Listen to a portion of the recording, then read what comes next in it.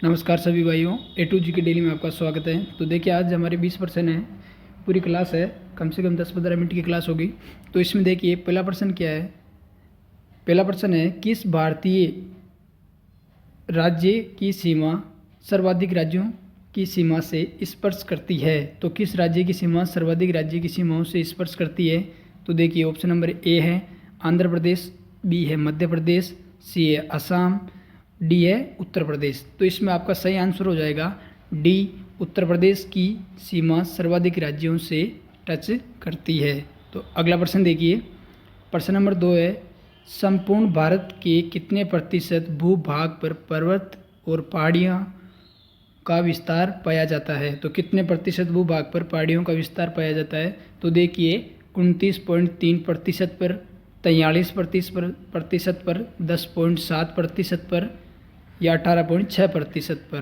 तो इसमें आपका सही आंसर है जो है आपका ए, भारत के भूभाग पर 29.3% भूभाग पर पहाड़ियाँ और पर्वत पाए जाते हैं। तो अगला प्रश्न देखिए, प्रश्न नंबर 3 है। प्रश्न नंबर 3 है, निम्नलिखित में से कौन सा कथन असत्य है।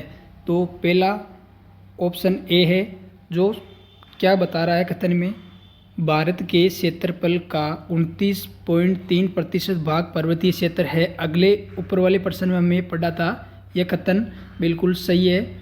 और अगला प्रश्न देखिए, अगला ऑप्शन देखिए, भारत के क्षेत्रफल का 27.3% भाग पठारी है। तो यह आपको कथन बताना है सही है या गलत है। तो अगला प्रश्न देखिए, अगला ऑप्शन देखिए, भारत के क्षेत्रफल का 48% भूभाग मैदानी है। अगला ऑप्शन देखिए, भारत का अक्षांशीय विस्तार 8 डिग्री 4 उत्तर से और 37 डिग्री 6 उत्तर से है। तो इसमें आपका सही कथन कौन सा है, वो कथन हमारे को चूज करना है। तो देखिए इसका सही कथन है, आपका हो जाएगा सही कथन है ऑप्शन नंबर सी।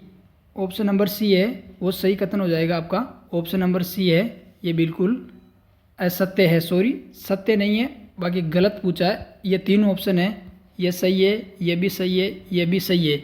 यानी कि भारत के क्षेत्रफल का 29% भाग पर पर्वतीय भाग है, भारत के क्षेत्रफल का 27.3% भाग पठारी है और भारत का अक्षांशीय विस्तार बिल्कुल सही है। तो इसमें आपका गलत ऑप्शन पूछ रहा है, तो गलत ऑप्शन आपका सी, गलत वाला ऑप्शन है सी, ये आपका ऑप्शन गलत हो जाएगा। तो अगला प्रश्न देखिए, प्रश्न नंबर है 4।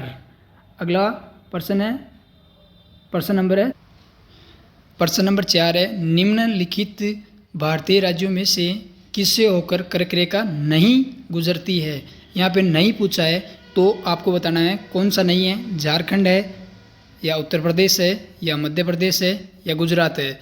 तो इसमें आपका कौन सा ऑप्शन सही है, तो मैं बता रहा हूँ आपको, ऑप्शन है बी, उत्तर प्रदेश राज्य से होकर आपकी कर्क रेखा नहीं गुजरती है और बाकी इन तीनों राज्यों से होकर आपकी कर्क रेखा गुजरती है, इन तीनों से होके गुजरती है। तो इसमें आपका गलत आंसर पूछा है, तो गलत आंसर ये हो जाएगा ऑप्शन नंबर बी है, जिससे कर्क रेखा नहीं गुजरती है। अगला प्रश्न देखिए, प्रश्न नंबर है 5। प्रश्न नंबर 5 देखिए, इंदिर पॉइंट का अन्य नाम है। तो इंदिर पॉइंट का अन्य नाम बताना है, पार्सन पॉइंट, लाहिनचिंग या पिग्मेनियम पॉइंट या ऑप्शन नंबर डी है सभी। तो इसका आपका आंसर हो जाएगा डी, सही आंसर हो जाएगा डी, ये सभी है, सभी है। इसके अन्य नाम है, इंद्री पॉइंट के नाम है पार्सन पॉइंट, लाहिंग और पिग्मेनियन पॉइंट। तो ये सभी इनके अन्य नाम है। तो अगला प्रश्न देखिए, प्रश्न नंबर 6 है। प्रश्न नंबर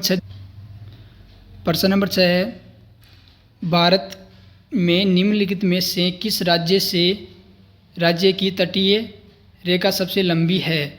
तो तटीय रेखा सबसे लंबी है, किस राज्य की तटीय रेखा सबसे लंबी है। तो देखिए option number A Gujarat, option number B Paschim Bengal, option number C है महाराष्ट्र और केरल। तो इसमें से आपकी भारत की सबसे ज़्यादा किस राज्य की तट रेखा सबसे लंबाई है। तो इसमें आपका ऑप्शन नंबर ए है गुजरात है, जिसकी तटीय तट रेखा सबसे लंबी है, तो ऑप्शन नंबर ए आपका गुजरात हो जाएगा। गुजरात है जिसकी तट रेखा सबसे लंबी है। अगला प्रश्न देखिए, प्रश्न नंबर है 7। प्रश्न नंबर 7 क्या बोल रहा है? प्रश्न नंबर 7 है, भारत का पूर्वी समुद्री तट किस नाम से जाना जाता है? तो किस तट समुद्री तट किस नाम से जाना जाता है? पूर्वी भाग है जिसका समुद्री तट है, किस नाम से जाना जाता है? तो देखिए ऑप्शन नंबर ए मालाबार तट, दिशा तट और कोरोमंडल तट या कोंकण तट। तो इसमें आपका सही आंसर हो जाएगा सी, कोरोमंडल तट को ही पूर्वी समुद्री तट के नाम से जाना जाता है, या पूर्वीय समुद्री तट को कोरोमंडल नाम से भी जाना जाता है। तो अगला प्रश्न देखिए, प्रश्न नंबर है 8। प्रश्न नंबर 8 है आपके, तो देखिए प्रश्न नंबर 8 है। प्रश्न नंबर 8 में भारत का क्षेत्रफल विश्व के कुल भौगोलिक क्षेत्रफल का कितना प्रतिशत है? तो भारत का भौगोलिक क्षेत्रफल कुल भौगोलिक क्षेत्रफल से कितना प्रतिशत है? तो ये पूछ रहा है 3.2%, 2.2%, 2.4% या 2.8% है। तो ये वेरी मोस्ट क्वेश्चन है, अधिकतर पेपर में ये क्वेश्चन आ ही जाता है। तो इसका ऑप्शन है कौन सा सही है? तो देखिए बता रहा हूँ मैं आपको, ऑप्शन नंबर सी है 2.4% भूभाग विश्व के भूभाग में भारत का भूभाग आता है 2.4%। तो ऑप्शन नंबर सी आपका सही आंसर हो जाएगा। अगला प्रश्न देखिए, प्रश्न नंबर है 9। प्रश्न नंबर 9 है, भारत का वह राज्य जिससे होकर कर्क रेखा गुजरती है। ऊपर वाले प्रश्न में हमारे को पूछा था नहीं गुजरती है, जिसका हमने उत्तर बताया था उत्तर प्रदेश। तो अब हमको बताना है किस राज्य से होकर कर्क रेखा गुजरती है। तो ऑप्शन नंबर ए है हिमाचल प्रदेश। और अगला ऑप्शन देखिए, ऑप्शन नंबर बी है बिहार से, झारखंड से, जम्मू कश्मीर से। ऑप्शन नंबर ए था आपका हिमाचल प्रदेश जो ऊपर है। तो इनमें से आपकी कर्क रेखा किस राज्य से होकर गुजरती है? तो ऑप्शन नंबर 9 में आपके हो जाएगा सी, आपके ऑप्शन नंबर सी हो जाएगा झारखंड। झारखंड से होकर कर्क रेखा गुजरती है। तो आपका सही ऑप्शन हो जाएगा सी। अगला प्रश्न देखिए,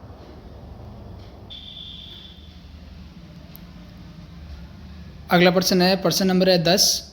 भारत की तट रेखा की लंबाई कितनी है? भारत की तट रेखा की लंबाई कितनी है? तो ये हो जाएगा 6500 किलोमीटर, 6100 किलोमीटर, 6200 किलोमीटर, डी है 6175 किलोमीटर। तो इसमें आपका सही आंसर हो जाएगा भारत की तटीय रेखा की लंबाई कितनी है? तो आपके भारत की तटीय रेखा की लंबाई है 6100 किलोमीटर, यानी 6100 किलोमीटर तटीय रेखा की लंबाई है। ऑप्शन नंबर बी है आपका सही आंसर हो जाएगा। अगला प्रश्न देखिए, प्रश्न नंबर है 11।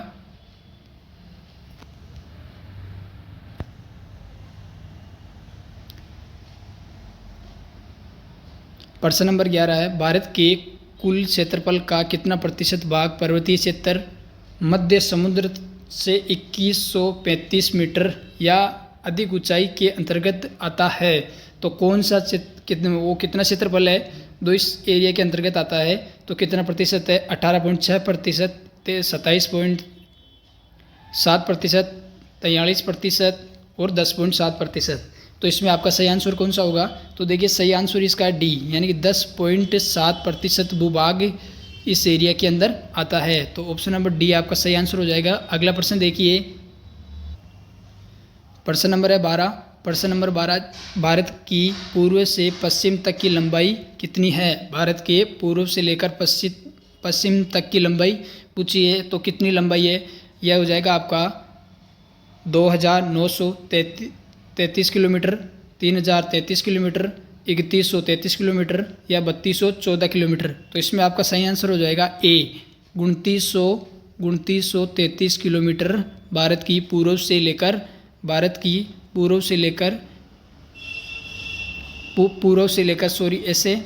लेकर पश्चिम तक की लंबाई है 2933 किलोमीटर। ऑप्शन नंबर ए सही आंसर हो जाएगा। अगला प्रश्न देखिए, प्रश्न नंबर है 13, वेरी मोस्ट प्रश्न है। तो देखिए 13 नंबर प्रश्न है, कर्क रेखा भारत के कितने राज्यों से होकर गुजरती है? तो 5 राज्य से, 6 राज्यों से, 7 राज्यों से या 8 राज्यों से।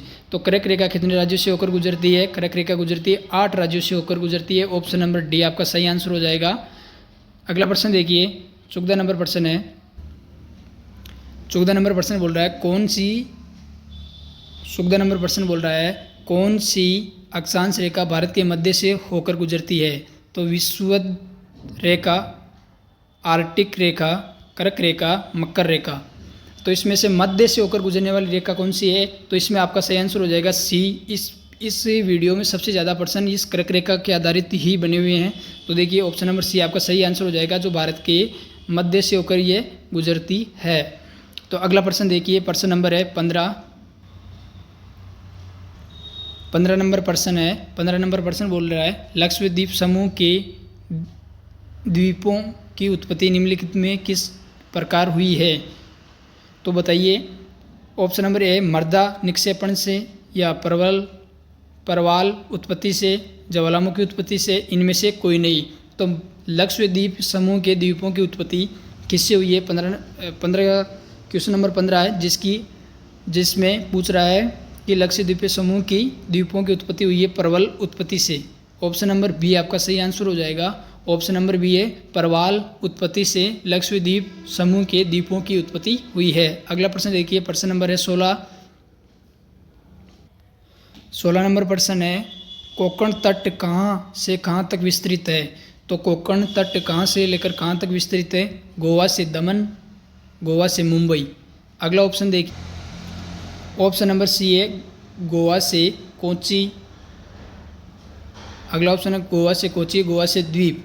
तो ये आपका प्रश्न नंबर है 16, जिसमें आपका आंसर होगा ए वाला ऑप्शन है। देख करके आप देख लीजिए, ए वाला कोंकण तट का कहाँ से लेकर कहाँ तक विस्तार है? तो ऑप्शन नंबर ए हो जाएगा। ऑप्शन नंबर ए सही आंसर हो जाएगा आपका।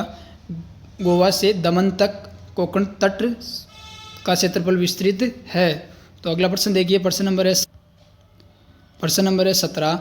निम्नलिखित में से किस राज्य से होकर कर्क रेखा नहीं गुजरती है? किस राज्य से होकर कर्क रेखा नहीं गुजरती है? एक ऐसा ही प्रश्न ऊपर पूछा गया था। तो बताइए कौन से राज्य से कर्क रेखा नहीं गुजरती है? तो ऑप्शन नंबर ए है पश्चिम बंगाल, उड़ीसा, गुजरात, राजस्थान। तो किस राज्य से होकर कर्क रेखा नहीं गुजरती है? तो इसमें आपका आंसर हो जाएगा उड़ीसा। बी ऑप्शन है, उड़ीसा से नहीं गुजरती है कर्क रेखा, उड़ीसा से नहीं गुजरती है। अगला प्रश्न देखिए, प्रश्न नंबर है 18। प्रश्न नंबर 18 भारत का दक्षिणतम बिंदु कौन सा है? भारत का दक्षिणतम बिंदु कौन सा है? तो आपको बताना है भारत का दक्षिणतम बिंदु कौन सा है। तो नोरीगम पॉइंट, इंदिरा काल, या कैलिमियर पॉइंट, या इंद्रिया पॉइंट। तो इसमें आपका सही आंसर कौन सा होगा? भारत का दक्षिणतम बिंदु कौन सा है? तो इसमें आपका ऑप्शन नंबर डी, यहाँ पे ई आ गया, डी आएगा। ऑप्शन नंबर डी है सही आंसर आपका हो जाएगा इंद्रिया पॉइंट। अगला प्रश्न देखिए, प्रश्न नंबर है 20। प्रश्न नंबर 20 है गारो, खासी एवं जयंतियाँ पहाड़ियाँ संरचना एवं उत्पत्ति की दृष्टि से निम्नलिखित में से किसका भाग है? तो पूर्वोत्तर की पहाड़ियों का, या अराकान, मोया पर्वत, या प्रायद्वीपीय पठार, या हिमाचल पर्वत श्रेणी का। तो इसमें आपका सही आंसर बताना आपको ऑप्शन नंबर ए आपका सही आंसर हो जाएगा। ऑप्शन नंबर ए है वो सही आंसर हो जाएगा। इसमें है पूछा है गारो, खासी एवं जयंतियाँ पहाड़ियाँ संरचना उत्पत्ति की दृष्टि से किसका भाग है? तो उत्पत्ति की दृष्टि से पूर्वोत्तर की पहाड़ियों का भाग है। ये इसकी अन्य पहाड़ियाँ हैं जिसको इन्हीं की उत्पत्ति से जाना जाता है। अगला प्रश्न देखिए, प्रश्न नंबर है 20, वेरी मोस्ट प्रश्न है। प्रश्न नंबर 20 है निम्नलिखित में से कौन सा तट पश्चिमी तट का भाग नहीं है? पश्चिमी तट का भाग नहीं है। तो मालाबार तट, कोरोमंडल तट, काठियावाड़ तट, या कोंकण तट। तो इसमें आपका सही आंसर हो जाएगा बी, कोरोमंडल तट है जो पश्चिमी तट पश्चिमी तट का भाग नहीं है, बाकी ये तीनों पश्चिमी तट के भाग हैं। बाकी ये तीनों है जो पश्चिमी तट के भाग है, ये तीनों है तो पश्चिमी तट के भाग है। और ये इस प्रश्न का आंसर, सही आंसर हो जाएगा आपका, इस प्रश्न का सही आंसर है कोरोमंडल तट, यानी कि ऑप्शन नंबर बी है सही आंसर हो जाएगा। इसके साथ धन्यवाद। मेरे बोलने में और या किसी मिस प्रिंट के कारण कोई क्वेश्चन की गलती हो तो मेरे चैनल पर कमेंट बॉक्स कर देना, कि जिससे मेरे को भी पता चल जाए कोई मिस्टेक हो जाए तो। इसके लिए मैं क्षमा चाहता हूँ। धन्यवाद। ऐसी क्लास और देखने के लिए मेरे चैनल को लाइक और सब्सक्राइब जरूर कीजिए और कमेंट बॉक्स में एक प्यारा सा कमेंट भी कर दीजिए। इसी के साथ धन्यवाद। जय हिंद, जय भारत।